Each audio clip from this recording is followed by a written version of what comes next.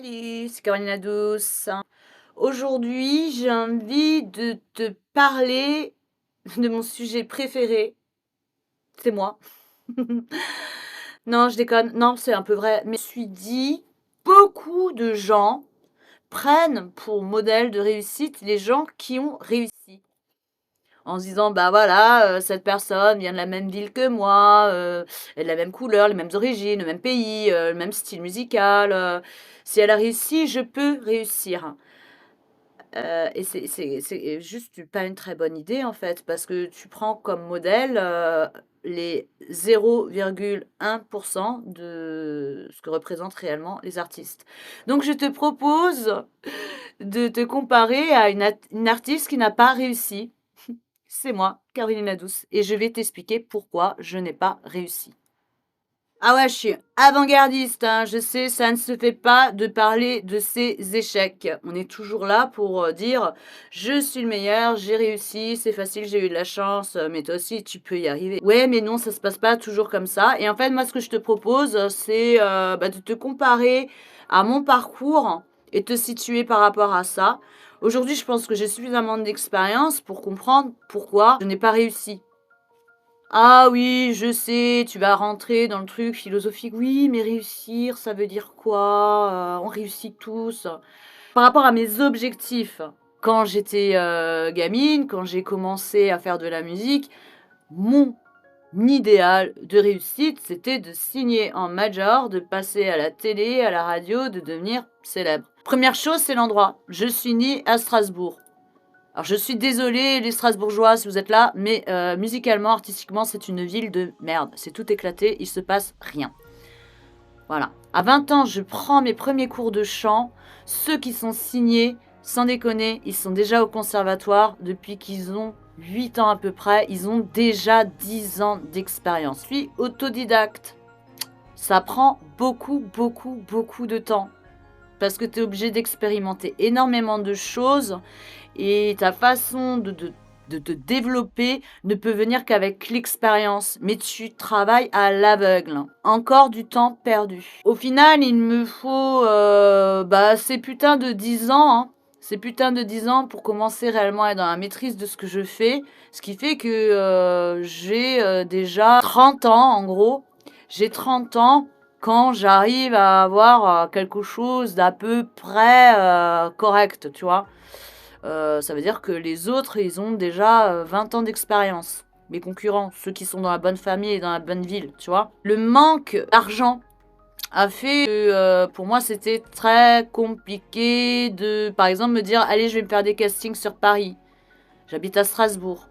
Rien que me payer le train, aller-retour, c'était pas possible. J'avais pas l'argent, j'avais déjà du mal à manger. Je ne mangeais pas tous les jours à cette époque-là.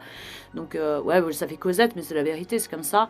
Donc, j'avais vraiment des problèmes très importants à régler déjà, juste pour ma sécurité, c'est-à-dire avoir un toit et pouvoir manger. Donc, aller me taper des castings sur Paris, c'était juste pas possible. Aucune connexion sur Paris. Pas la moindre connaissance qui aurait pu me servir de pied-à-terre. Si j'avais connu ne serait-ce qu'une personne où j'aurais pu aller squatter un petit peu là-bas et faire chanteuse hashtag serveuse, j'aurais été au moins au bon endroit. On va pas dire que ça aurait fonctionné. Est-ce que j'ai raté ma chance? Ou est-ce qu'elle s'est jamais présentée? Début des années 2000, mon attaché de presse arrive à capter quelqu'un, la major Universal, pour la première fois, et le gars l'appelle l'attaché de presse et il dit mais on adore la voix. Vraiment, on adore la voix, on veut entendre d'autres choses. Ça fait quelque chose quand même quand Universal dit on adore la voix. Donc là, je me dis ouais.